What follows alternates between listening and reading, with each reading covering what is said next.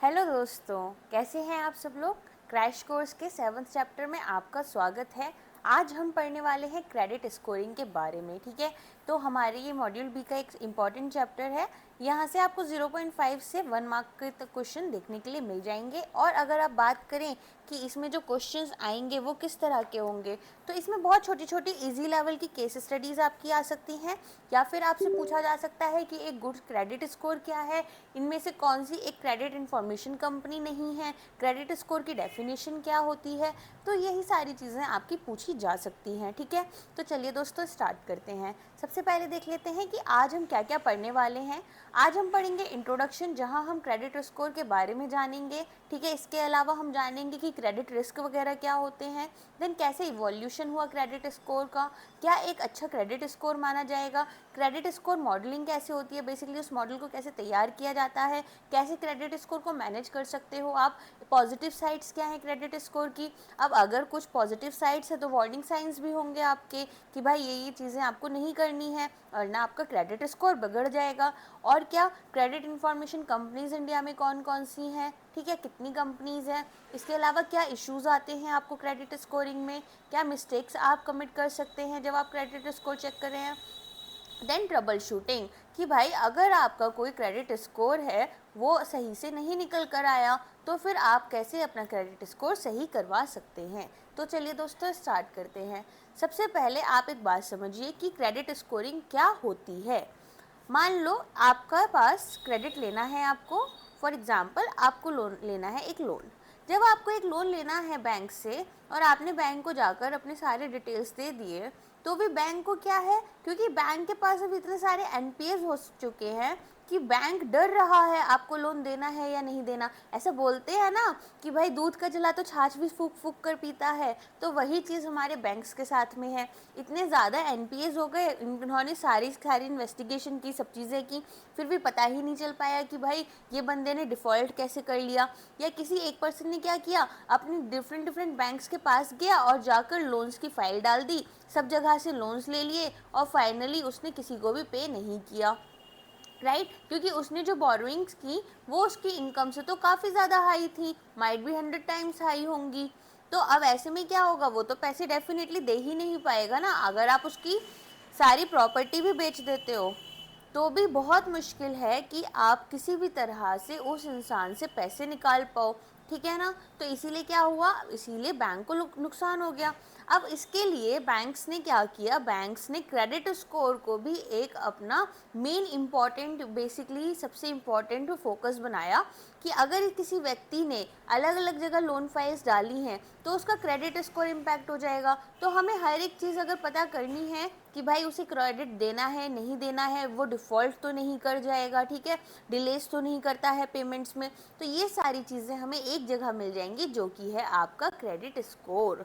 ठीक है, अब आपका जो क्रेडिट स्कोर आता है वो एक नंबर होता है, लेकिन ये सारी चीज़ें तो सब्जेक्टिव है ना कि वो बंदा पेमेंट्स किस तरह करता है, उसका बिहेवियर कैसा है। तो फिर ये स्कोर कैसे जनरेट होता है, ये स्टैट्स निकाले जाते हैं एनालिटिकल टूल्स के थ्रू। ठीक है, वो क्या करते हैं, वो सारी की सारी इंफॉर्मेशन को एक क्वांटिटी में मेज़र करते हैं एंड देन आपको एक स्कोर प्रोवाइड करते हैं। समझ में आ गया क्या होगा। चलिए अब बात करते हैं इसकी डेफिनेशन की कि क्रेडिट स्कोरिंग क्या होती है। ये एक स्टैटिस्टिकल एनालिसिस है, जैसा मैंने आपको बताया। कौन यूज़ कर रहा है इसको लेंडर्स यूज़ कर रहे हैं, जो लोग आपको पैसे दे रहे हैं, ठीक है, फाइनेंशियल इंस्टीट्यूशंस कर रहे हैं चेक। क्यों कर रहे हैं, ताकि उन्हें ये पता चल पाए कि आपकी क्रेडिट वर्दीनेस कैसी है, बेसिकली आप क्या क्रेडिट आपको देना चाहिए या नहीं देना चाहिए। ठीक है, अब बात करें कि क्रेडिट स्कोरिंग चाहिए क्यों, ये हमें ये समझ में आता है इससे कि भाई हमें अगर किसी को लोन देना है तो हम किस लिमिट तक लोन उन्हें दे सकते हैं, क्या हमें लोन देना भी चाहिए या रिजेक्ट कर देना चाहिए। तो ये सारी चीज़ों को समझने के लिए बेसिकली आपका क्रेडिट स्कोर यूज़ हो रहा है। ठीक है, कब यूज़ हो रहा है, जब आप अप्लाई कर रहे हो किसी क्रेडिट के लिए, किसी लोन के लिए, ठीक है ना। चलिए अब जैसे मान लो आपकी क्रेडिट कार्ड है, तो आपको जब क्रेडिट कार्ड इशू होता है तो वहाँ पर भी क्या होगा, आपका क्रेडिट स्कोर चेक किया जाता है ना।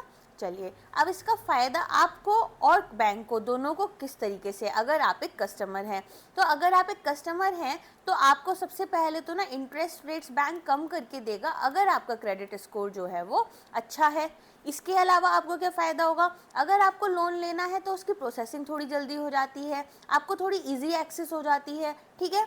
अगर हम बात करें बैंक की, तो बैंक डेफिनेटली कोई भी अगर लेंडर है तो वो ये तो चाहता ही है ना कि कुछ भी नहीं ना, अगर इंटरेस्ट रेट नहीं भी मिल रहा, एक सिचुएशन आ गई कि इंटरेस्ट रेट नहीं भी मिल रहा, कम से कम प्रिंसिपल अमाउंट तो मुझे वापस मिल जाए। तो उसी के लिए क्या होगा आपका, उसी के लिए बैंक्स जो हैं एक बेसिकली रिस्क मैनेजमेंट के लिए इस क्रेडिट स्कोर को यूज़ कर रहे हैं, ठीक है। और क्या कर रहे हैं, ज़्यादा बेटर लोन अप्रूवल प्रोवाइड कर पाते हैं और ज़्यादा बेटर उनको समझ में आता है कि भाई कितने एक्सटेंड तक हमें लोन देना है, ठीक है। तो कस्टमर्स के लिए क्या था हमारा, it is facilitating easier access, ठीक है, टू क्रेडिट। और क्या था, बेटर इंटरेस्ट रेट्स, जैसे मैंने आपको बताया कम इंटरेस्ट रेट्स पर आपको कंपेरेटिवली मिल जाता है अगर आपका क्रेडिट स्कोर अच्छा है, राइट। इसके बाद में बात करें कि भाई बैंक्स को क्या हुआ, अपना वो रिस्क रिड्यूस कर पा रहे हैं क्योंकि उनके पास अब एक रिलायबल मेथड है जिससे कि वो पता कर पा रहे हैं कि बोरोवर की क्रेडिट वर्दीनेस कैसी है, ठीक है। और क्या है, इसके अलावा आपको पता चल पाएगा कि आपका जो लोन अप्रूवल प्रोसेस है वो ज़्यादा एफिशिएंट हो गया, ठीक है। चलिए, और क्या है, अब भाई अगर हम बात कर रहे हैं कि रिस्क मैनेज करना है तो रिस्क मैनेजमेंट क्यों ज़रूरी है, देखो रिस्क इसलिए ज़रूरी है क्योंकि जब एक इंस्टीट्यूशन है या एक बैंक है, बैंक इंडिविजुअली या पर्सनली तो सभी लोगों को नहीं जानता जिनको वो पैसे दे रहा है ना, और वो काफ़ी सारे हाई नंबर्स में लोगों को पैसे दे रहे हैं। तो ऐसे में क्या है, ऐसे में रिस्क तो हमेशा बना ही रहेगा। किस तरह के रिस्क हो सकते हैं, हो सकता है कि एक ऑपरेटिंग रिस्क हो जाए जहाँ पर आपने बैंक ने जब वो दिया, लोन दिया, उसके बीच में ही कोई फ्रॉड हो गया, ठीक है, या जो आपने लोन दिया वो मार्केट प्राइसेस के अकॉर्डिंग नहीं आपने दिया। इस तरह के बहुत सारे रिस्क हैं जो आपके क्रेडिट के साथ में होते ही हैं, ठीक है। क्रेडिट रिस्क सबसे बड़ा रिस्क है जिसमें क्या होगा कि भाई आपने जब लोन दिया तो वो लोन आपका डिफ़ॉल्ट कर गया, समझ में आया क्या इशू है। तो इन्हीं को आप क्या कर रहे हैं, आप मैनेज कर रहे हैं। तो हमारे जो एलन ग्रीनस्पैन है उन्होंने क्या बोला है, उन्होंने बोला कि रिस्क जो है वो इनहेरेंट है बैंकिंग सिस्टम में, बेसिकली रिस्क तो रहेगा ही रहेगा। ऐसा नहीं है कि आप ये बोलें कि हमने कम्प्लीटली रिस्क रिमूवल कर दिया, नहीं, लेकिन आपको क्या करना है, अच्छे से उसे मैनेज करना है। तो eliminating risk entirely would defeats it's purpose, अगर आप पूरा रिस्क ही हटा दोगे, ठीक है, तो फिर क्या होगा, आपकी बैंकिंग का होने का ही पर्पस खत्म हो जाएगा। क्यों, मान लो आपको यही डर रहा कि भाई क्रेडिट दिया मैंने तो फिर मुझे हो सकता है डिफ़ॉल्ट मिल जाए इसमें, ठीक है। अब ऐसी सिचुएशन में क्या बैंक लोन देना ही बंद कर देंगे, अगर बैंक लोन देना बंद कर देंगे तो रेवेन्यू कहाँ से लाएंगे, है ना। या कोई क्रेडिट कार्ड इशूइंग कंपनी है तो अब उसको तो पता है ना कि जो क्रेडिट कार्ड्स वो दे रहे हैं हो सकता है कि इनमें रीपेमेंट नहीं हो, लेकिन देना तो पड़ेगा ना अगर आपको रेवेन्यू जनरेट करना है। तो इसी वजह से रिस्क तो होना ही होना है, लेकिन इसमें हमारे लिए सबसे इम्पॉर्टेंट क्या है कि हम इस रिस्क को बहुत अच्छे से मैनेज करें, और इसी को अगर हम मैनेज कर लेंगे तो हम अपने लॉसेस भी कम कर लेंगे, ठीक है। तो managing risk professionally is crucial, आ गया समझ में। चलो, अब अगर हम बात करें कि क्या फैक्टर्स हैं जो हमारे क्रेडिट स्कोर को अफेक्ट कर रहे हैं, तो इसमें बहुत सारी चीज़ें आती हैं। सबसे पहले इसमें एक इम्पॉर्टेंट पार्ट आता है कि आपने पहले अगर कोई क्रेडिट या कोई लोन दिया था तो क्या आपने टाइमली पेमेंट्स किए थे, क्या आपने उसमें डिफ़ॉल्ट तो नहीं किया, आपका behaviour overall as a consumer किस तरह रहा। इसके अलावा आपने किस तरह के क्रेडिट्स ले रखे हैं, मान लो आपने बहुत ज़्यादा अनसिक्योर लोन ले रखे हैं, ऐसा तो नहीं है एक ही नाम पर, या ऐसा हो सकता है कि आपने होम लोन भी ले रखा है, कार लोन भी ले रखा है, ठीक है। तो अपनी बेसिक नीड्स के लिए आपने बहुत सारे लोन्स ले रखे हैं।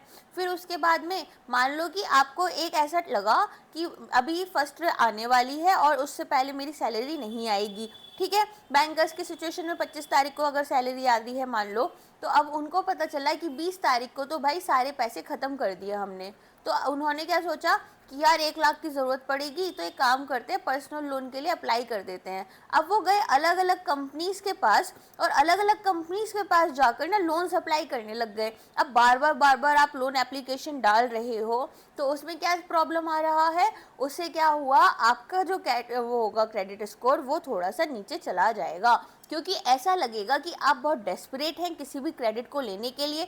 इसका मतलब माइट भी आपकी financial condition is not too good. समझ में आ गया? देन करेंट डेट आपका कैसा है, जो आपने करेंटली अपने सारे के सारे लोन्स ले रखे हैं, ये डेट आपके पास जो हैं वो कैसे चल रहे हैं। एंड इसके अलावा कि आपकी जो क्रेडिट हिस्ट्री है वो कितनी लंबी है, कितने टाइम के आप लोन्स लेते हैं। ठीक है, ऐसा हो सकता है बहुत लॉन्ग पीरियड के लोन्स लेते हो या आप शॉर्टर पीरियड्स में लोन लेते हैं, उन्हें जल्दी जल्दी ख़त्म करके दे देते हैं। तो ये सारे फैक्टर्स आपके क्रेडिट स्कोर को अफेक्ट करते हैं। चलो अब बात करें कि कैसे कैसे रिस्क होते हैं हमारे क्रेडिट में। तो सबसे पहले होता है क्रेडिट रिस्क। क्रेडिट रिस्क क्या है कि कस्टमर जो है वो पैसे ही पेमेंट नहीं कर पा रहा।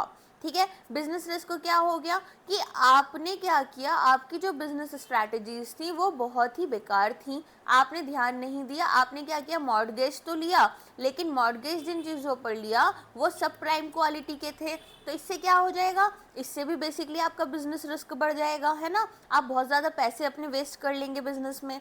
इसके अलावा मार्केट प्राइसेस, मान लो आपने कोई सामान खरीदा, वो सामान एज अ बिजनेसमैन आपने सामान खरीदा, होलसेलर हैं आप, ठीक है। जब आपने वो सामान खरीदा वो 1,000 रुपये का था, ठीक है। सडनली क्या हुआ, उसकी वैल्यू किसी भी पर्पज से, किसी भी वजह से बहुत ज़्यादा नीचे गिर गई। जैसे आपने किसानों का देखा है कि अचानक से वो क्या करते हैं, टमाटर वगैरह सड़क पर फेंकने लग जाते हैं, क्योंकि टमाटर का वैल्यू इतना कम हो जाता है कि वो प्रोडक्शन कॉस्ट का 5% भी नहीं मिल पाता उनको, ठीक है।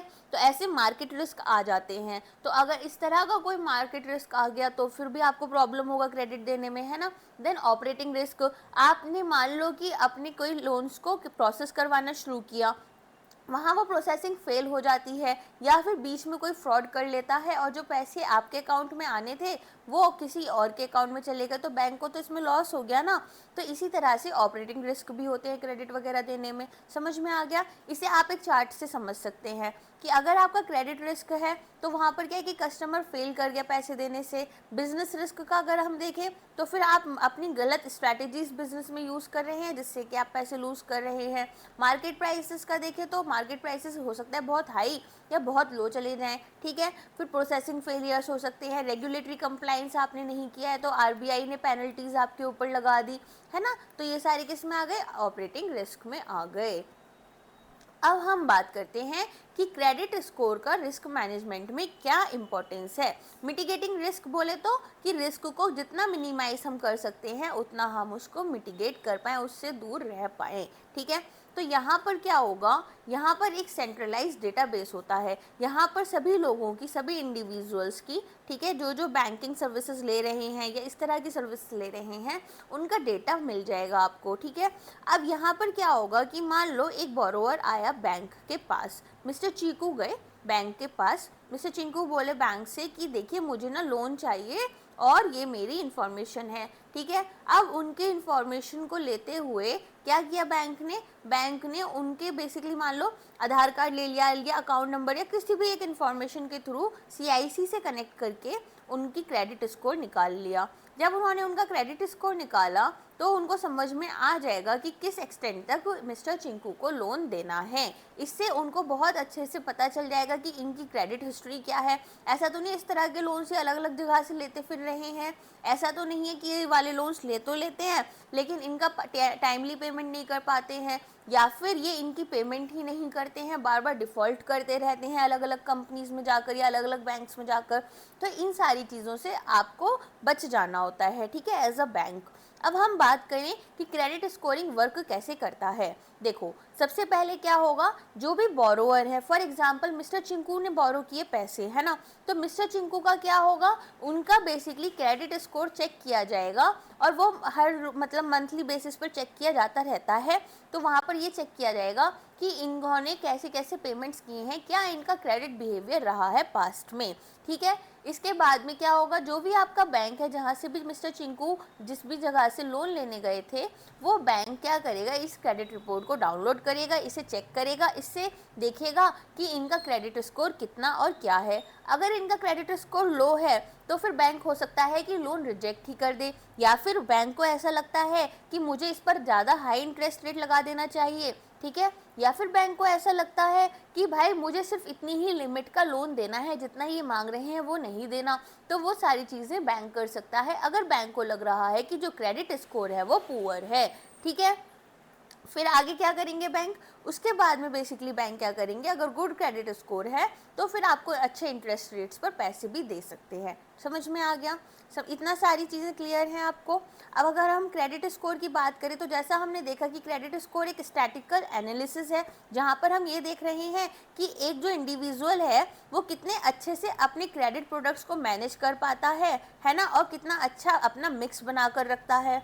अगर हम बात करें क्रेडिट स्कोर जनरेशन की, तो क्रेडिट स्कोर जनरेट कौन करते हैं, क्रेडिट इंस्टीट्यूशंस करते हैं, ठीक है। और इन्हें कौन एक्सेस कर सकता है, इसे इंडिविजुअल्स एक्सेस कर सकते हैं, वो फाइनेंशियल इंस्टीट्यूशंस जहाँ से आप कोई सर्विसेज लेना चाहते हैं वो एक्सेस कर सकते हैं, ठीक है।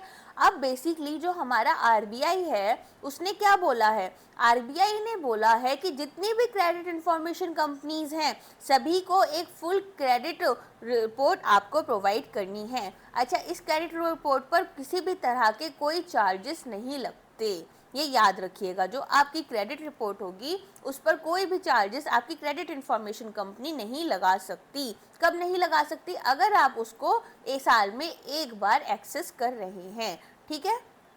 अगर आप बार बार अपनी क्रेडिट रिपोर्ट एक्सेस करना चाहते हैं, ये सब चीज़ें करवाना चाहते हैं, तो might be they will put some charges on you, ठीक। चलिए अब हम बात करते हैं कि क्रेडिट स्कोर कैसे कैलकुलेट होते हैं। तो क्या होगा कि आपका जो भी बेसिकली एक सॉफ्टवेयर होगा वो आपकी क्रेडिट स्कोर के लिए आपकी जो भी डेटा है ना, उन सब का एक स्नैपशॉट ले लेगा। फिर जब आपकी क्रेडिट रिपोर्ट का एक स्नैपशॉट ले लेगा, उसके बाद में अपने एनालिटिकल टूल्स से क्या करवाएगा, इसको एक 3 डिजिट नंबर में कन्वर्ट करवा लेगा। 3 डिजिट नंबर में क्या कन्वर्ट होगा, 3 डिजिट नंबर्स होते हैं 300 to 900, ठीक है, जिसमें से 700 जो है आपका अच्छा क्रेडिट स्कोर माना जाता है, ठीक है। चलो अब अगर हम बात करें कि क्या हुआ, फिर इन्होंने 3 डिजिट उसमें करवा लिया, जहां पर आपको ये पता चल पाएगा कि आपका जो क्रेडिट रिस्क है वो कितना है, हाई है या लो है, या क्रेडिट स्कोर अच्छा है या नहीं है, ठीक है, समझ में आ गया। तो अच्छा, अब अगर हम बात करें कि इस क्रेडिट रिपोर्ट में क्या होता है, तो इसमें सारी चीज़ें होंगी, जैसे कि आपने कितने लोन्स ले रखे हैं, ठीक है, उनकी पेमेंट्स आप कैसे कैसे कर रहे हैं, कितने टर्म के लिए ये लोन्स हैं आपके, कितने लोन्स आपके बचे हैं, कितने आपने कम्प्लीटली पेमेंट्स कर दी हैं, ठीक है, कहाँ कहाँ इंस्टीट्यूशंस पर आपने लोन लिए हैं एंड किस किस पर्पस से लिए हैं, वो सारी चीज़ें मेंशन होंगी आपके क्रेडिट स्कोर में। अब अगर हम बात करें कि क्रेडिट स्कोर आपका कैसा हो सकता है, पुअर से लेकर एक्सीलेंट तक हो सकता है, जहां गुड एक 700 की रेटिंग मानी जाएगी, ठीक है। अब अगर हम बात करें कि CIRs क्या होते हैं, तो क्रेडिट इंफॉर्मेशन रिपोर्ट जो होगी हमारी, ठीक है, वो कौन प्रोवाइड करेगा हमें, वो हमें प्रोवाइड करेंगे क्रेडिट इंस्टीट्यूशंस। अच्छा, जब वो रिपोर्ट प्रोवाइड कर रहे होंगे तो उस रिपोर्ट में क्या क्या हमें मिलना चाहिए, उसमें हमें सारी की सारी क्रेडिट इंफॉर्मेशन एक कस्टमर की मिलनी चाहिए, ठीक है। जैसे उनके बेसिकली वेरियस मॉड्यूल्स होंगे कि एज अ कंज्यूमर क्या उनके लोन्स हैं, क्रेडिट कमर्शियली उन्होंने क्या क्या लोन्स ले रखे हैं, ठीक है, और बेसिकली उनकी इनकम कितनी है, उनकी खुद की पर्सनल डिटेल्स उसमें एडिट होंगी। इस तरह से आपकी सारी चीज़ें इंफॉर्मेशन इसमें होती है, ठीक है। चलिए अब बात करते हैं कि इवोल्यूशन क्रेडिट स्कोरिंग का कैसे हुआ। तो इनिशियली क्या था, इनिशियली जो इंडिया में हमारे जो रिटेल बैंक्स थे वो सिर्फ वेल्दी लोगों को क्या देते थे, लोन्स वगैरह देते थे, ठीक है, या फिर सर्विसेज प्रोवाइड करते थे। फिर क्या हुआ, बैंक्स ने सोचा अब हमें ग्रो करना है, ग्रो करना होगा तो हमें सभी लोगों को इंक्लूड करना होगा, और सभी लोगों को अगर हम लोअर इनकम ग्रुप्स को भी इंक्लूड करेंगे तो हमें फ़ायदा होगा, हमारी ज़्यादा ग्रोथ होगी। अब इसके लिए क्या हुआ, इसकी वजह से अब इनको, क्योंकि इन लोगों को भी केटर करना है, इनकी भी नीड्स को केटर करना है, इन्होंने चेक करना शुरू किया क्रेडिट वर्दीनेस की, इनकी क्रेडिट वर्दीनेस कैसी है, इनकी एबिलिटी है इनके पास कि जो हमसे पैसे ले रहे हैं उसको रीपे कर पाएंगे या फिर नहीं कर पाएंगे, और कितने प्राइसेस पर हमें इनको लोन देना चाहिए, ठीक है। तो वो सारी चीज़ें फिर बैंक्स ने देखनी शुरू की। अब आगे बात करें अगर हम कि हमारी जो क्रेडिट इंफॉर्मेशन कंपनीज थी उनका इन्वॉल्वमेंट क्यों हुआ, उनका इन्वॉल्वमेंट इसलिए हुआ ताकि सबसे पहले तो आप ये चेक कर पाओ कि भाई ऐसा तो नहीं है अलग अलग कंपनी से लोन ले रखे हैं, अलग अलग बैंक से लोन ले रखे हैं, फिर कितने एक्सटेंड तक लोन ले रखे हैं, अलॉन्ग विद दैट क्या एड्रेस वेरीफाइड है, ऐसा तो नहीं है कोई गलत एड्रेस प्रोवाइड कर दिया हो। तो ये सारी चीज़ों को कौन देख रहा था, हमारी CICs देख रही हैं, ठीक है। तो बैंक्स क्या कर रहे हैं, banks credit information information company से कॉम्प्रिहेंसिव रिपोर्ट्स ले रहे हैं ऑन रिटेल क्रेडिट कस्टमर्स। जिस रिपोर्ट में क्या होगा, वेरीफाइड एड्रेस होगा, कितना लोन लिया है ये रहेगा, फिर रिकॉर्ड आपका रहेगा कि कितने लोन्स आपने डिफ़ॉल्ट किए हैं या फिर टाइमली रीपेमेंट्स नहीं की हैं। समझ में आ गया। और क्या होगा, इसके अलावा अगर हम बात करें कि ग्लोबल लेसन्स, तो देखिए इंडिया में तो क्रेडिट्स इतने जल्दी क्रेडिट कार्ड्स वगैरह का चालान नहीं आया था चलन, लेकिन बाकी कंट्रीज में आया था। तो अब क्या हुआ, यूएस में तो हमने देखा क्रेडिट कार्ड्स वगैरह जो होते हैं ना वो काफ़ी स्टेबल रहते हैं, एज वहाँ पर एक एवरेज पर 21 times of your annual income आपको क्रेडिट लिमिट दी जा रही है, या फिर जो क्रेडिट कार्ड्स हैं वो लोग ले रहे हैं। ठीक है, मान लो कि किसी की इनकम है 1,000 रुपये एनुअल, तो 21,000 रुपये तक की ही उनकी क्रेडिट लिमिट है। ऐसा नहीं है कि उनको 50,000 1,00,000 ये मिल रही है 1,000 की इनकम पर। लेकिन कुछ कंट्रीज़ थी, जैसे हो गया हमारा साउथ कोरिया, या फिर हमारा हो गया इसके अलावा हांगकांग, जहाँ पर क्या हुआ ना, क्रेडिट कार्ड्स जो थे वो बहुत पॉपुलर हो गए। कब पॉपुलर हुए वो हुए पॉपुलर आपके 1990 से 2001 के बीच में। ठीक है, एंड जब ये बहुत ज़्यादा पॉपुलर हुए तो लोगों ने क्या किया, अपने पास में 14 to 15 क्रेडिट कार्ड्स रखने शुरू कर दिए। जब इतने ज़्यादा क्रेडिट कार्ड्स रख रहे हैं तो ओवरऑल जो क्रेडिट लिमिट आपको मिल रही है वो भी बहुत हाई मिल रही है। लेकिन अब इससे क्या हुआ, डिफ़ॉल्ट्स होने शुरू हो गए। ठीक है, और देखा गया कि सडनली ना इन दोनों कंट्रीज़ में बहुत ज़्यादा डिफ़ॉल्ट्स देखने के लिए मिलते चले गए, जिसकी वजह से क्या हुआ, डेफिनेटली कंपनीज़ को लॉसेस हुए, है ना।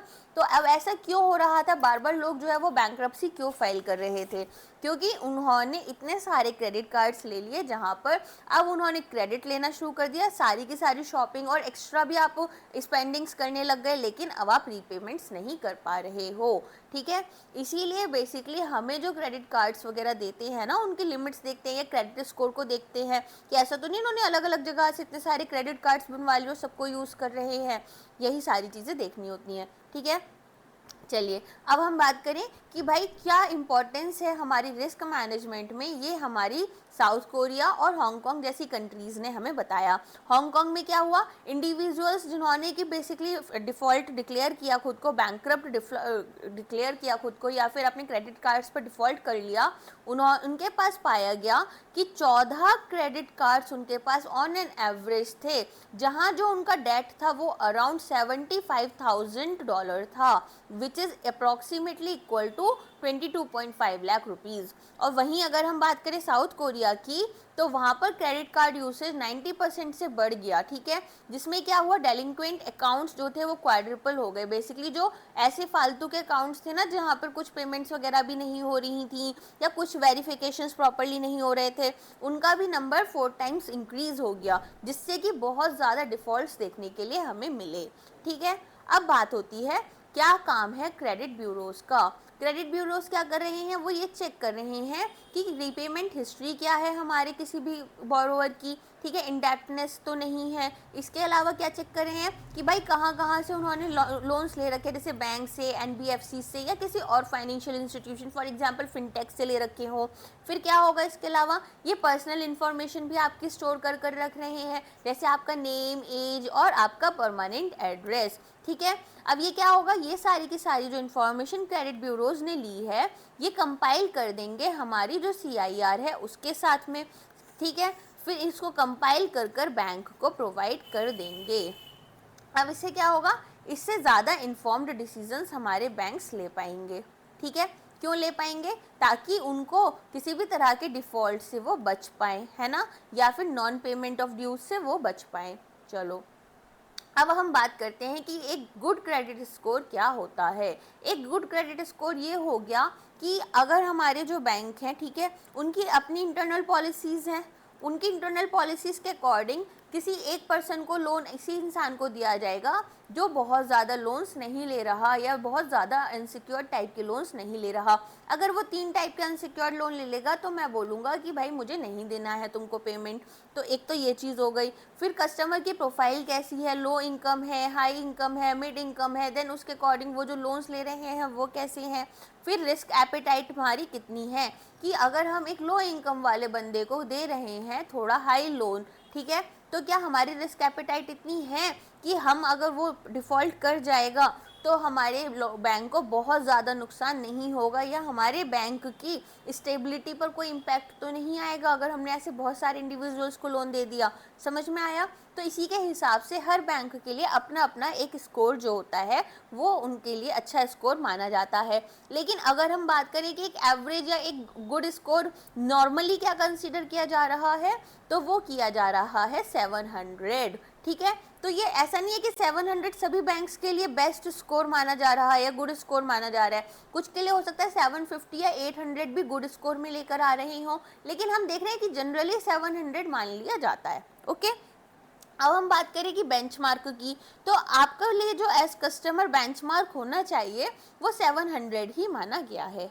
चलिए, इसके बाद में बात करते हैं कि क्रेडिट स्कोर का क्या फ़ायदा है उसमें रिस्क मैनेजमेंट में। तो क्रेडिट स्कोर सिर्फ और सिर्फ आपको रिस्क मैनेज करने में हेल्प नहीं कर रहे हैं, बल्कि आपको ये भी बता रहे हैं कि बैंक को किस तरह से इंटरनल कंट्रोल मैकेनिज्म बिठाना है जिसके अकॉर्डिंग उनको लोन्स प्रोवाइड करने हैं। ठीक है ना, कि भाई कितने लोग हमारे कितनी कंपनी से अगर उन्होंने लोन ले रखा है अलग अलग तरह का, तो हमें लोन नहीं देना है। इसके अलावा ऐसा तो नहीं है बार बार इनका एड्रेस चेंज होता रहता है, तो अगर इनके एड्रेसेस चेंज हो रहे हैं तो रिस्क ऐसा ना हो कि हमें बैंक से बार बार लोन्स इनसे रिकवर करने में दिक्कत हो, क्योंकि पैसे तो आपने एक बार दे दिए। अब 30 साल के लिए अगर आपने कोई लोन दिया है तो 30 साल के लिए क्रेडिट वर्दीनेस उनकी है भी या नहीं, तो ये सारी चीज़ों के लिए भी बहुत ज़रूरी है कि आप एक क्रेडिट स्कोर को अच्छे से यूज़ करो। ठीक है, अच्छा, अब गुड क्रेडिट स्कोर का फ़ायदा क्या है? इससे डेफिनेटली हमारे जो डिफ़ॉल्ट्स हैं वो रिड्यूस हो गए।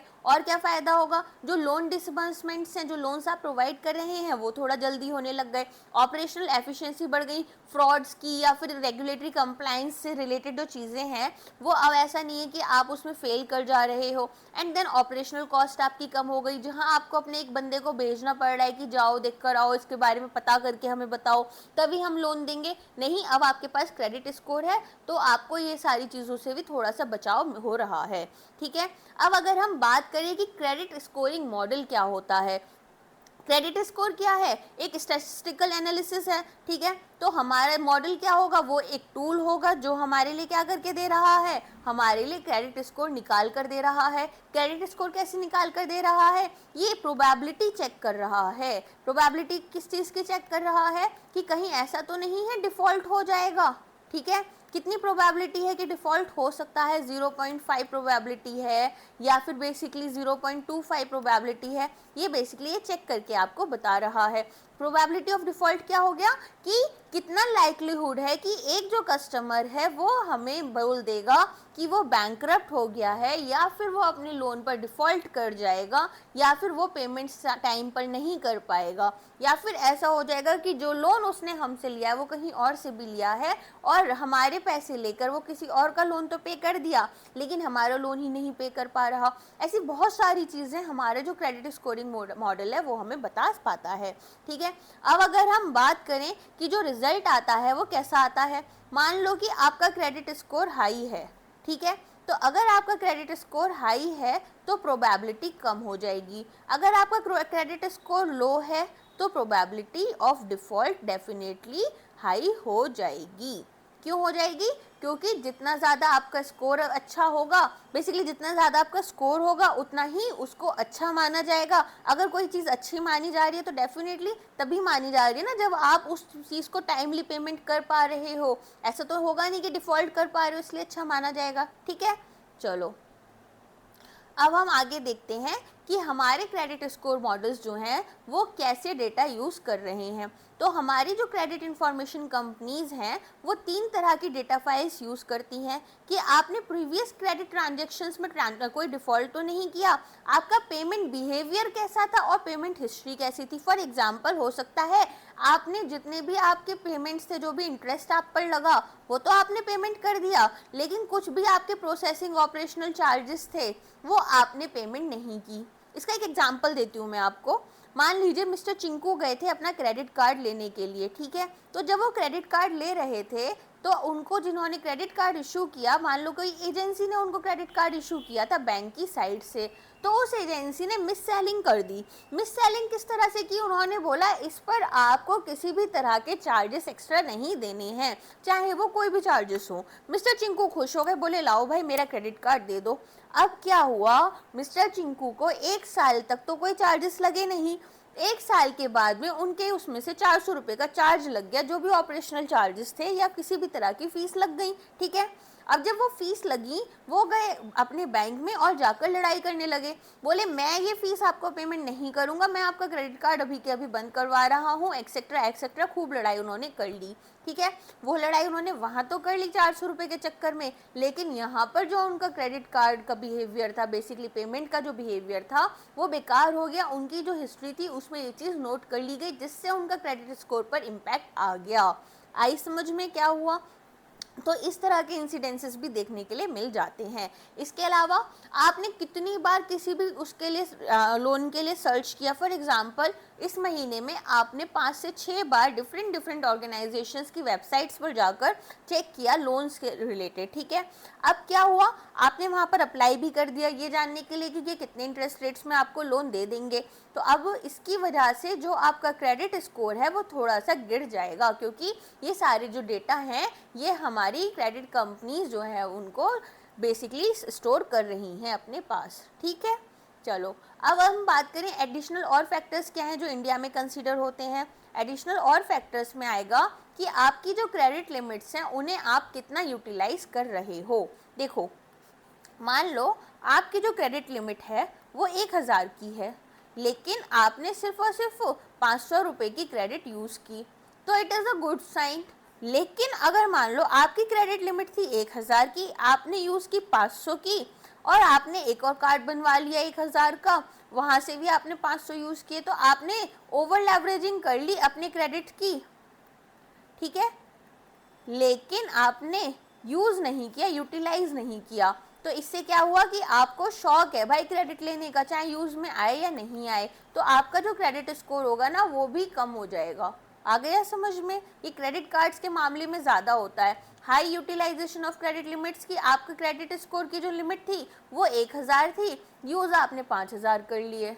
ठीक है ना, तो उससे भी क्या होगा, आपका क्रेडिट स्कोर गिर जाएगा। और हम क्या बात कर सकते हैं, आपने बहुत ज़्यादा अनसिक्योर्ड लोन्स ले रखे हैं। ठीक है, तो आपका पोर्टफोलियो जब चेक किया गया वहाँ पर आपको personal loans, credit card limit और ये सारी चीज़ें बहुत ज़्यादा देखने के लिए मिली। इससे क्या होगा, आपका जो क्रेडिट स्कोर है वो नेगेटिवली इम्पैक्ट होगा। ठीक है, अब एडवांटेजेस क्या हैं हमारे क्रेडिट स्कोरिंग मॉडल्स की। ये आपको क्वांटिफाइबल मेजर में रिस्क प्रोवाइड कर रहे हैं। अब आपको नंबर्स में पता है, आपको सब्जेक्टिवली नहीं चेक करना। सब्जेक्टिवली चेक करने में क्या होता है, कहीं ना कहीं डिसीजन लेने में ना थोड़ी सी प्रॉब्लम होती है। लेकिन अगर मैं आपको एक नंबर बता दूं कि 700 अच्छा नंबर है, तब तो आप दे देना, 300 तो बहुत खराब नंबर है, इसमें मत देना। तो इसमें आप कन्फर्म्ड हो कि यार नहीं देना है लोन। ठीक है, तो यहाँ पर क्या हो गया कि आपको क्वांटिफाइबल मेजर हो गया रिस्क का, जिससे कि क्रेडिट असेसमेंट प्रोसेस जो है उसकी सब्जेक्टिविटी कम हो गई। इसके अलावा और क्या है, इसके अलावा क्योंकि आपके पास में एक न्यूमेरिक स्कोर आ रहा है, तो जो क्रेडिट डिसिप्लिन है अमंग द कस्टमर्स वो भी थोड़ा इम्प्रूव हो जाएगा, और जो हमारे लेंडर्स हैं उनको भी एक अच्छी इन्फॉर्म डिसीजन लेने में हेल्प होगी। अब हम बात करते हैं कि अगर हमें अपना क्रेडिट कार्ड अच्छे से स्कोर को मैनेज करना है, क्रेडिट स्कोर को अच्छे से मैनेज करना है, तो किन की फैक्टर्स पर हमें वर्क करना होगा। सबसे पहले हमें वर्क करना होगा क्रेडिट यूटिलाइजेशन पर। क्रेडिट यूटिलाइजेशन में क्या होगा कि आपकी जो लिमिट है आप उतनी लिमिट को यूज़ कर रहे हैं। ठीक है ना, अगर आप उतनी लिमिट नहीं भी यूज़ कर रहे हैं तो it is a good thing, आप एक सेफ कस्टमर माने जाओगे, आपका जो क्रेडिट स्कोर होगा वो अच्छा रहेगा।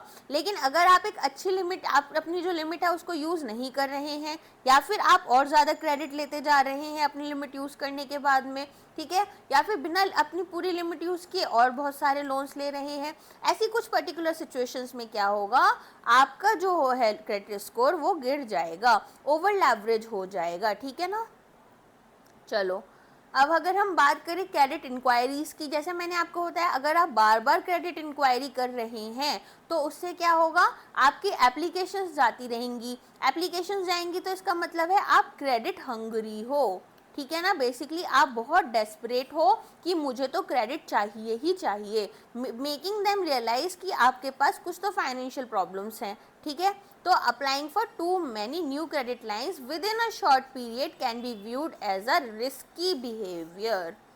चलिए, अब अगर हम बात करें पेमेंट डिफ़ॉल्ट्स की, तो कितने अकाउंट्स हैं जहां पर आपने पेमेंट्स मिस कर दी हैं, कितने दिन से की हैं और कितनी की हैं। अगर 1-2 दिन से कर दिया तो चलो ठीक है, चल जाएगा, हो सकता है आप भूल गए। लेकिन अगर आपने 1-2 महीने तक पेमेंट्स ही नहीं की, फिर आपने मान लो कि 1-2 लाख रुपए तक के पेमेंट्स छोड़ रखे हैं या फिर बहुत हाई अमाउंट के छोड़ रखे हैं, तो ये सारी चीज़ें जो हैं वो पेमेंट डिफ़ॉल्ट्स में कंसीडर की जाएंगी। जितने कम डिफ़ॉल्ट्स होंगे उतना अच्छा आपका स्कोर होगा, ठीक है।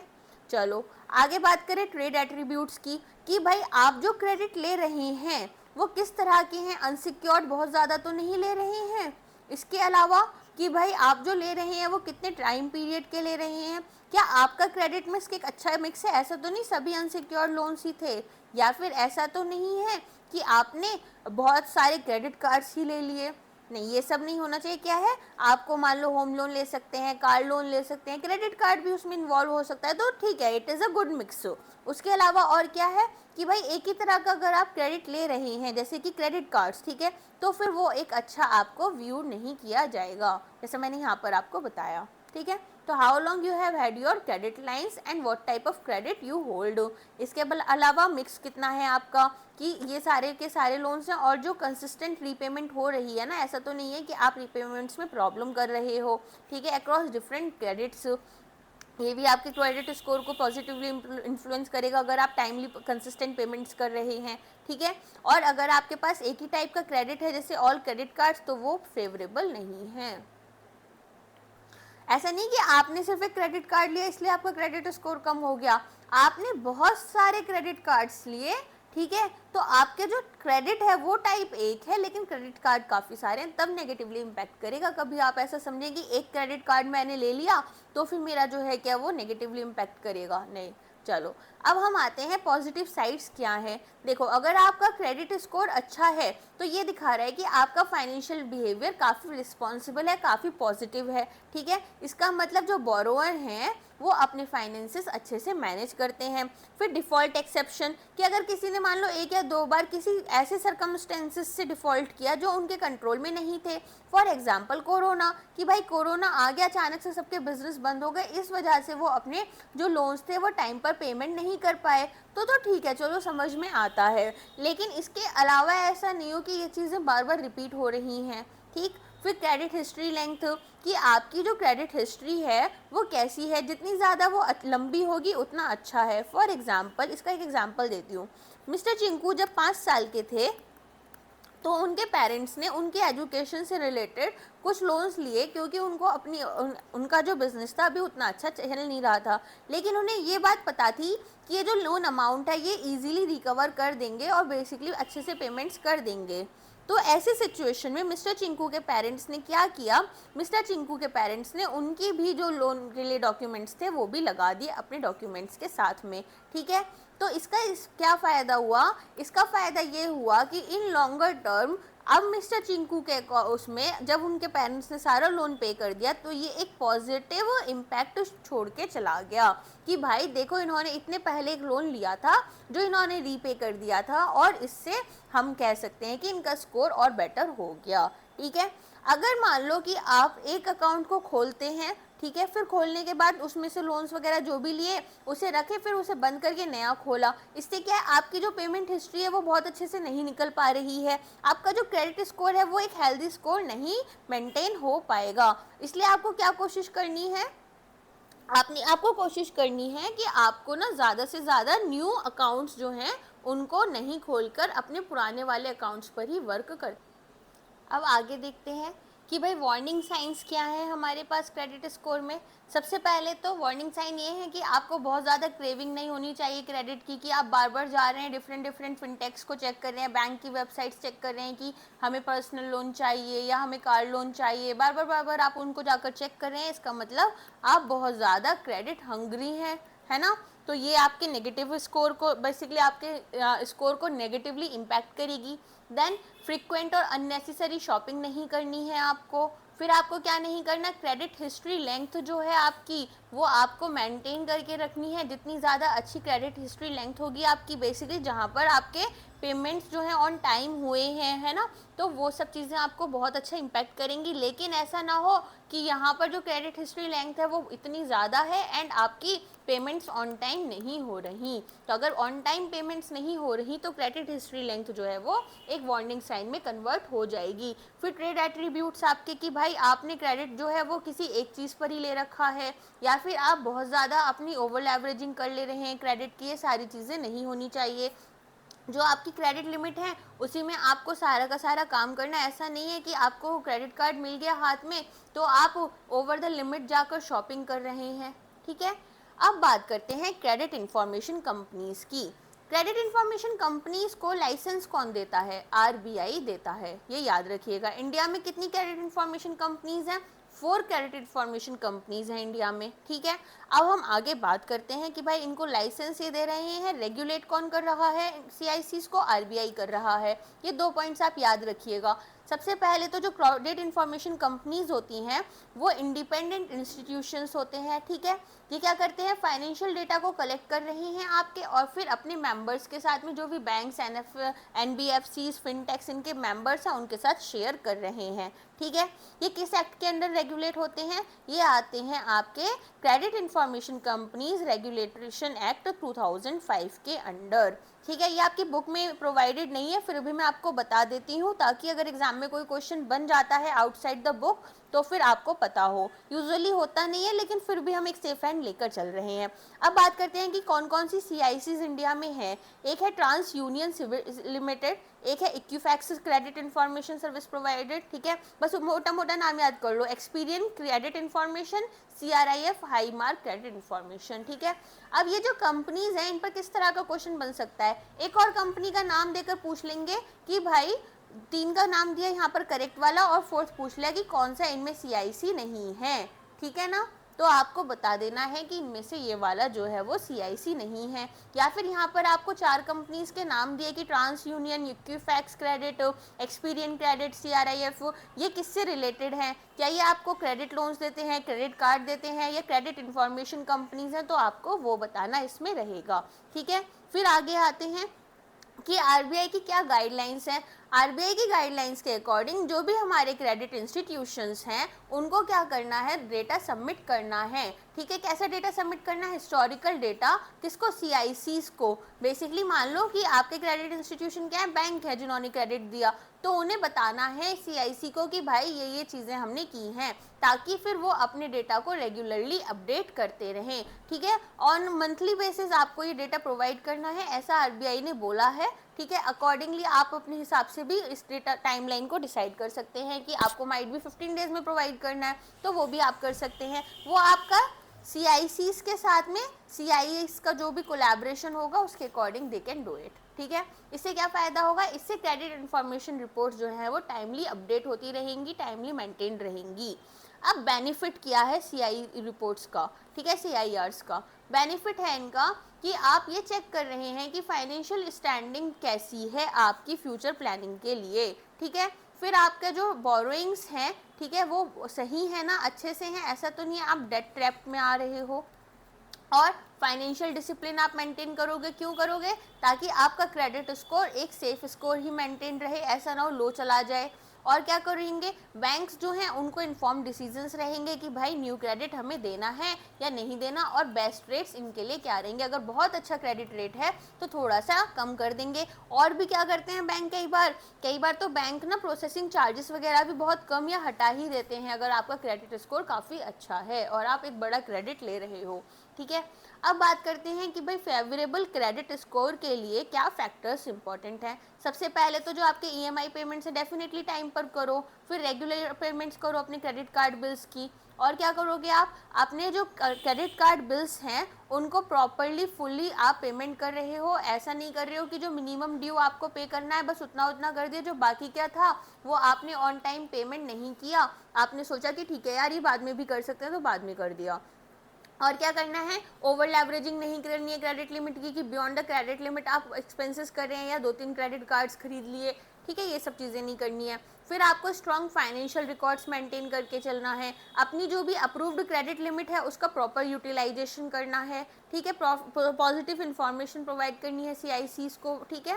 कैसे प्रोवाइड होगी, आपके जो बैंक्स और फाइनेंशियल इंस्टीट्यूशंस हैं वो आपके बिहेवियर के अकॉर्डिंग इनको अच्छे से इन्फॉर्मेशन देंगे, ठीक है। और क्या है, आप अपनी पर्सनल क्रेडिट रिपोर्ट साल में एक बार एटलीस्ट मांग कर उसको चेक कर लो। ऐसा तो नहीं है उसमें कोई गड़बड़ हो गई या कोई प्रॉब्लम हो गई, या ऐसा भी हो जाता है कई बार कि कुछ गलत इन्फॉर्मेशन चली गई या कोई गलत नाम चला गया, तो ऐसे टाइम में आप उसको सही करवा लो ताकि जब आपको ज़रूरत हो तो आपका क्रेडिट स्कोर फेवरेबल रहे। चलो, अब नेगेटिव स्कोर कैसे हो सकता है, बहुत ज़्यादा क्रेडिट इंक्वायरीज आपने की, आपके चेक्स जो हैं वो डिसऑनर हो गए या बाउंस हो गए, इरेगुलर लोन पेमेंट्स हैं, कभी लोन पेमेंट टाइम पर हो गई, कभी बिल्कुल ही 2-3 महीने के लिए कोई पेमेंट्स किए ही नहीं गए, और क्या हुआ, पार्शियल क्रेडिट पेमेंट्स कर रहे हो आप, पूरे क्रेडिट पेमेंट्स नहीं कर रहे हो अपने क्रेडिट कार्ड्स पर। इसके अलावा आप अनसिक्योर्ड लोन्स जो हैं वो बहुत ज़्यादा ले रहे हो, मल्टीपल लोन्स जो हैं आपके रिजेक्ट हो जा रहे हैं, ठीक है, अनसिक्योर्ड क्रेडिट जो आप ले रहे हो। फिर आप एज गारंटर डिफॉल्ट कर रहे हो। मान लो मिस्टर चिंकू ने क्या बोला, मिस्टर चिंकू बोले कि मिस्टर पिंकू आप मेरे बहुत अच्छे दोस्त हो, मुझे ना चाहिए लोन, आप एक काम करो प्लीज़ मेरे साथ ना बैंक चलो और बैंक में मेरा गारंटियर बन जाओ। मिस्टर पिंकू गए इनके साथ में, मिस्टर पिंकू एबीसी बैंक के पास जाकर बोले कि भाई इसको ना लोन दे दो, मैं गारंटियर हूँ। अब क्या हुआ, मिस्टर चिंकू लोन लेकर चले गए, उसके बाद ना तो वो बैंक के साथ में उनके कॉल्स पिक कर रहे हैं, ना लोन टाइम पर पे कर रहे हैं, ठीक है, और फिर लोन पर डिफ़ॉल्ट कर गए। तो यहाँ पर किसका क्रेडिट स्कोर खराब हो रहा है, मिस्टर चिंकू का तो होगा ही होगा, मिस्टर पिंकू बेचारे फंस जाएंगे, ठीक है ना। तो ऐसा नहीं है कि आप डिफ़ॉल्ट कर जाओ, आप बन रहे हो भाई मैं तो बहुत महान आत्मा हूँ, मुझे अपनी दोस्त को बहुत हेल्प करनी है, उसका ख़राब टाइम चल रहा है और मिस्टर चिंकू आपको धोखा देकर चले गए, ये सब नहीं करना है।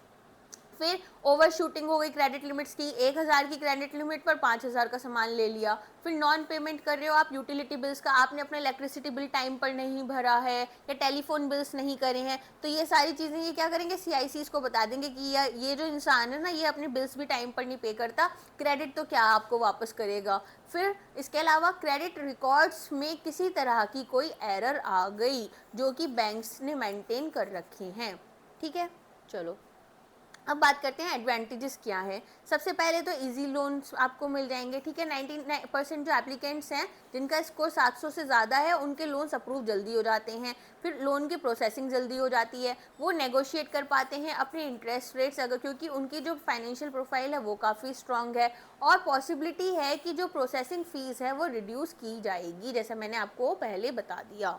अब बात करते हैं कि इश्यूज़ क्या आते हैं क्रेडिट स्कोरिंग में। देखो, जो क्रेडिट स्कोरिंग आपकी हो रही है वहाँ पर जो रिस्क असेसमेंट टूल है उसने किसी फैक्टर को कंसीडर करते हुए आपके स्कोर को नेगेटिव बता देना है। कैसे फैक्टर्स हो सकते हैं, फॉर एग्जांपल सेम नेम के 2 लोग थे, जब सेम नेम के 2 लोग थे तो वहाँ पर कन्फ्यूज़न में आपका जो क्रेडिट स्कोर था वो उनके हिसाब से बन गया जो कि ख़राब बन गया, ऐसा हो सकता है, ठीक है ना। तो हमें क्या है बेसिकली ध्यान रखना है कि इस तरह का कोई इशू ना हो ठीक है। और क्या हो सकता है कि जो हमारी प्राइसिंग है, ठीक है, क्या करेंगे, क्रेडिट स्कोरिंग क्या हेल्प कर रही है कि भाई बैंक असेस करवा रही है कि क्रेडिट रिस्क कितना है कस्टमर के क्रेडिट स्कोर के हिसाब से, और उसी के हिसाब से प्राइसिंग करवा रही है। फिर बैंक ज़्यादा स्पीड अप डिसीजंस ले पा रहे हैं कि भाई हमें लोन्स देने हैं या नहीं देने हैं, जिससे कि ज़्यादा एफिशिएंट क्रेडिट प्रोसेस हो रहा है हमारा, ठीक है, ज़्यादा एफिशिएंट क्रेडिट प्रोसेस हो रहा है, ज़्यादा बेटर सर्विसेज आप प्रोवाइड कर पा रहे हैं, ज़्यादा कॉम्पिटिटिव टर्म्स हैं आपकी, एंड लोअर इंटरेस्ट रेट्स मिल रहे हैं, ठीक है ना। अगर आपको ऐसा लगता है कि आपकी क्रेडिट इंफॉर्मेशन रिपोर्ट में किसी भी तरह की कोई एरर है तो आप क्या करोगे, आप बैंक से बोलोगे कि मुझे आप इसको रिजॉल्व करवाने में हेल्प करो, मैं आपको बता देता हूँ इसमें ये प्रॉब्लम है, अब आप एक काम करो ECN मेरे को दे दो, ठीक है, मेरा जो कंट्रोल नंबर है वो प्रोवाइड कर दो या फिर क्रेडिट इन्फॉर्मेशन रिपोर्ट प्रोवाइड कर दो, वहाँ से मैं ट्रबल शूटिंग करवा लूँगा, ठीक है ना। ये सारी चीज़ें आपको रिव्यू करते भी रहना है। अच्छा, अब मिस्टेक्स क्या क्या हो जाती हैं, एक तो होता है कि confusion of names, that is very common, कि भाई जो सिमिलर नेम्स है CIC के डेटाबेस में उससे इंफॉर्मेशन इनकरेक्ट रिकॉर्ड हो गई। फिर क्या होगा, ह्यूमन इनपुट एरर हो गया कि कोई जो बैंक एम्प्लॉई है उसने कुछ गलत इन्फॉर्मेशन डाल दी, कुछ इनएक्यूरेट इन्फॉर्मेशन डाल दी, फॉर एग्जांपल 1 ज़ीरो कम डाल देते हो तो 1 ज़ीरो से तो एक पूरा अमाउंट ख़राब हो गया ना। तो वैसी कोई इन्फॉर्मेशन आपकी गलत चली गई जिससे कि आपका जो क्रेडिट स्कोर है वो नेगेटिवली इम्पैक्ट हो गया। Then comes identity theft. आप गए एक दुकान पर सामान लेने के लिए, आपने अपना कार्ड वहाँ लगाया। जब आपने अपना कार्ड वहाँ लगाकर सामान खरीदा तो बीच में से एक बंदा आया जिसने क्या किया, जितनी भी आपकी इन्फॉर्मेशन थी, जो स्लिप आपको मिली उससे चोरी कर ली। आपने स्लिप ऐसी फेंक दी, उसने चोरी कर ली, वहाँ से उसने इन्फॉर्मेशन निकाली, इन्फॉर्मेशन निकाल कर बेसिकली आपको किसी ना किसी तरह के लॉसेस करवा दिए, आपके अकाउंट से पैसे वैसे निकाल लिए। ठीक है, तो इस तरह की ना बहुत सारी चीज़ें हो जाती हैं। आपकी जो क्रेडिट इन्फॉर्मेशन है वो ही स्टील हो जाती है। ठीक है, क्यों स्टील हो गई? कि अब आपकी इन्फॉर्मेशन यूज़ कर कर वो अपने नाम पर क्रेडिट ले लेंगे। तो ऐसे करके ना बहुत बार क्या होता है, आपका क्रेडिट स्कोर ख़राब हो जाता है। अब मान लो आपके साथ में क्या हुआ, आपकी जो CIR आई, क्रेडिट इन्फॉर्मेशन रिपोर्ट, उसमें आई कुछ एरर। अब अगर उसमें कुछ एरर आई और आपका लोन रिजेक्ट हो गया तो आप क्या कहोगे बैंक से कहोगे लाओ यार मेरी CIR मुझे दो। ठीक है, फिर वहाँ पर आप देखोगे कि क्या उसमें कंट्रोल नंबर है आपका, फिर वो जो कंट्रोल नंबर है वो आपको बैंक प्रोवाइड कर देगा। उससे आप क्या करेंगे, फिर उस कंट्रोल नंबर पर आप कांटेक्ट करेंगे। कांटेक्ट कर कर आप उनको बोलेंगे कि मेरी ये इन्फॉर्मेशन गलत प्रोवाइड की गई है। या फिर आप क्या करेंगे, मान लो कि इनके डिस्प्यूट पोर्टल पर जाओगे और वहाँ पर अपना CN नंबर डाल दोगे, ACN नंबर। फिर डालने के बाद में अपनी सारी की सारी कंप्लेंट्स वगैरह लिख सकते हैं। एंड आपकी जो CICs हैं वो डिस्प्यूट रिजोल्यूशन प्रोसेस आपको ऑफर करते हैं उनकी वेबसाइट्स पर। ठीक है, तो आप क्या करेंगे, वहाँ से अपनी एरर्स करेक्ट करवा लेंगे। अब अगर हम बात करें कंट्रोल नंबर की, तो कंट्रोल नंबर कितनी डिजिट्स का होता है, 9 डिजिट्स का होता है। ये भी याद रखना, 0.5 मार्क्स का एक सिंपल सा क्वेश्चन ये भी आ सकता है। ठीक है, इससे क्या होगा, आपको पता चल जाएगा कि भाई स्पेसिफिक क्रेडिट रिपोर्ट कैसी है, बैंक ने जो व्यू की है। ठीक है, क्या इसमें इश्यूज हैं वो सब आप चेक करवा के सही करवा सकते हैं इसके थ्रू। और इसमें जो बैंक्स होते हैं, फाइनेंशियल इंस्टीट्यूशंस होते हैं, वो एक क्रेडिट रिपोर्ट आपकी ले लेते हैं। फिर ये क्या करेंगे आप, बेसिकली ये जो कंट्रोल नंबर होते हैं ये हमारे CICs यूज़ करते हैं ताकि वो एग्जैक्ट वर्जन रिपोर्ट का निकाल पाएँ जिससे हमारा बैंक यूज़ कर रहा है, टू एंश्योर कि कोई भी डिस्क्रिपेंसी है तो वो हम निकाल लेंगे। दोस्तों, अगर आप चाहते हैं आपकी प्रिपरेशन और भी एक टॉप नॉच लेवल पर हो जाए तो आप उसके लिए क्या करोगे, मॉक टेस्ट लगाओगे, PDF नोट से पढ़ाई करोगे, क्लासेस टाइम पर करोगे। और ये सारी चीज़ें हमारा सफलता बैच आपको प्रोवाइड करता है, जहाँ पर अगर आप यूज़ कर रहे हैं JIIB कोड तो फिर आपको मिलेगा मैक्सिमम डिस्काउंट। इसके अलावा अगर आपको चाहिए इस लेक्चर की PDF, या फिर आपको लगाने हैं डेली क्विज, या आप चाहते हैं कि आपके चारों सब्जेक्ट्स के आपको क्विक रिवीजन नोट्स मिल जाएं जस्ट हैंड में, तो आप हमारा टेलीग्राम चैनल सब्सक्राइब कर सकते हैं।